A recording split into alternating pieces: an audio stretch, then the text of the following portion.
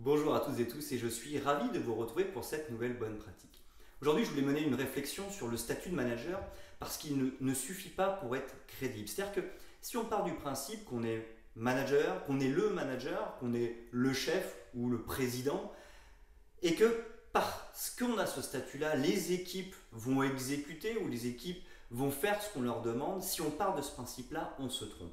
En effet, c'est vraiment pas le statut qui fait que les équipes vont soit obéir, soit effectivement être dans la dynamique ou respecter nos consignes. Ça n'a rien à voir en fait. Le statut de manager, il est important si effectivement on doit intervenir de manière juridique. Là, effectivement, il a un impact. Mais pour le reste, dans la motivation des équipes, dans la mise en dynamique des équipes, finalement, il importe peu. Et c'est plus la personne que nous sommes qui va faire en sorte que les équipes sont motivées et que les équipes se mettent en dynamique. Donc finalement, ce qu'il faut bien prendre conscience, et ça c'est un risque parce que moi je le vois souvent, c'est que je vois certaines personnes qui sont en difficulté managériale parce que finalement, à part du principe que je suis manager et donc les équipes doivent faire ce que je leur demande ou avoir l'attitude que je leur demande.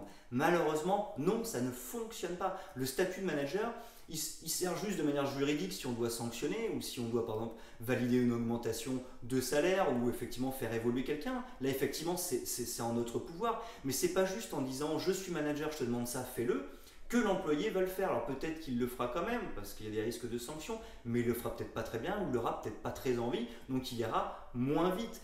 Finalement c'est notre attitude à nous qui va faire que les équipes se mettent en dynamique. Donc finalement il faut travailler sur notre crédibilité et ça je vous renvoie à des articles que j'ai écrits sur mon blog, mais finalement la crédibilité, elle va passer par nos capacités relationnelles, c'est-à-dire la manière dont on va communiquer avec les gens, ça va passer par notre attitude. Si nous on arrive au travail qu'on n'est pas motivé, forcément il y a peu de chances que les équipes soient motivées, mais ça va passer aussi par des compétences comme la capacité à savoir écouter les équipes, ça aussi ça fait beaucoup de bien aux équipes, la capacité à finalement faire travailler les équipes ensemble. Donc finalement on voit bien que ce sont d'autres compétences et pas le statut de manager qui vont créer la motivation et la mise en dynamique.